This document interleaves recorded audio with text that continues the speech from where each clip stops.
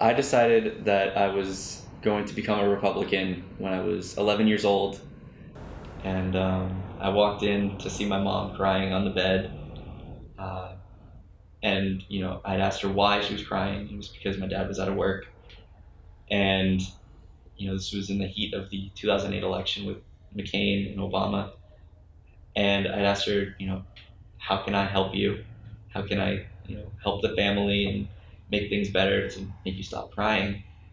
And as I saw her kind of chuckle and look at me as, this little 11-year-old kid trying to save mom and dad, um, she had told me what every mom would say, and that was, do well in school, really study, and I put it upon myself to do exactly what she had told me to do, and that was, do well in school and educate myself on policies. And I did a lot of that by listening to political speakers and political commentators and analysts like Glenn Beck, Rush Limbaugh, Sean Hannity, Bill Maher, and a few other more left-leaning people, so that way I could form my own opinions, including in what I was reading. By the time I was a senior in high school, I had read The Prince, The Communist Manifesto, Love and Capital, and a bunch of other books in that regard.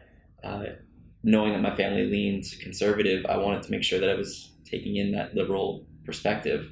So it's not just reiterating what my parents are saying to me, but instead being able to say, well, I disagree, or I do agree, and being able to defend that argument because I've developed it on my own. And the more I read these more liberal books, the more I found that the Democratic Party was, touting that people are not inherently good. And as I sat back and thought about that, I realized that if people are the ones that are running the government, how is it that a group of people is suddenly inherently good?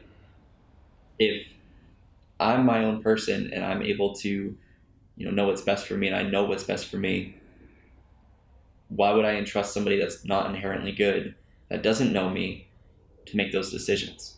You know what's best for you. And so that control should be in your hands, not the government's. That's when I discovered the Republican Party, and I realized that they're, the party of people and individuals and liberty.